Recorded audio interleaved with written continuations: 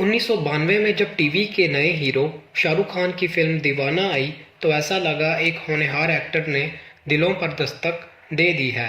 अपनी लापरवाह और बागियाना रवैये से शाहरुख खान न सिर्फ दीवाना से मुतारिफ हुए बल्कि बराह रास्त लोगों के दिलों में भी घर कर गए। लेकिन इस हीरो ने सही मायनों में बॉक्स ऑफिस पर सन 1993 में धूम मचाई जब शाहरुख खान की बाजीगर और डर एक के बाद दूसरी फिल्म रिलीज हुई।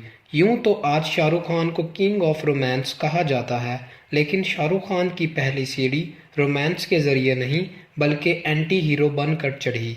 1993 में एंटी हीरो के तौर पर शुरू होने वाला बाजीगर का ये सफ़र अब सन 2023 में जवान तक पहुंच गया है। इसका मतलब है कि शाहरुख खान 30 साल के वक्फे में दो तरह के एंटी हीरोज का सफ़र तय कर चुके हैं। सीनियर फिल्म सहाफ़ी नम्रता जोशी का कहना है कि बाजीगर और डर में शाहरुख खान के एंटी हीरो के जज्बात एक लड़की से इनकी मोहब्बत की वजह से थे, लेकिन बाद में उन्होंने विलन के किरदार को छोड़कर एक कव्वल और रोनुमाई हीरो की शनाख्त बना ली। गुज़िश्ता चंद बरसों में इनकी तमाम तर कोशिशों के बावजूद इनकी फिल्में नाकाम रही हैं।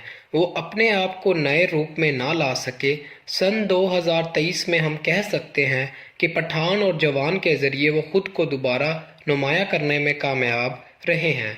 इस तरह का एंटी इस्टेब्लिशमेंट मौक़िफ़ इख्तियार करना काबिल ज़िक्र है। बाजीगर में एक गर्लफ्रेंड के लिए एंटी हीरो बनना, फिर जवान में पूरी ताकत और सिस्टम के खिलाफ एंटी हीरो बनना, दोनों में बुनियादी फ़र्क है। ये शाहरुख खान के सफ़र की अक्कासी करता है।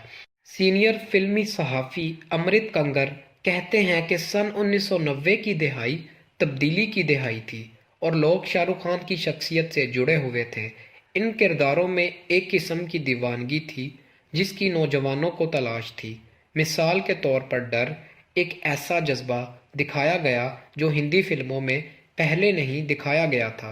पर्दे पर शाहरुख खान का वो लड़कपन एक मुअम्मा बन गया था। अगरचा बहुत से लोगों ने इस किरदार को जहरीला करार देते हुए फिल्म को तनकीद का निशाना बनाया, लेकिन डर हो या बाजीगर, दोनों में शाहरुख खान ने एंटी हीरो का किरदार अदा करते हुए अपने लिए एक स्क्रिप्ट तैयार किया, और ख़ास तौर पर जब एक के बाद तमाम हीरो इन किरदारों से इनकार कर चुके थे। शाहरुख खान से किंग खान बनने का सफ़र, दिल वाले दुल्हनिया ले जाएंगे, दिल तो पागल है, कुछ कुछ होता है, ये तमाम फिल्में बाद में आई जो शाहरुख खान को किंग खान बनाया। ऐसा नहीं था कि सुपरस्टार की राह में सिर्फ फूल ही फूल थे।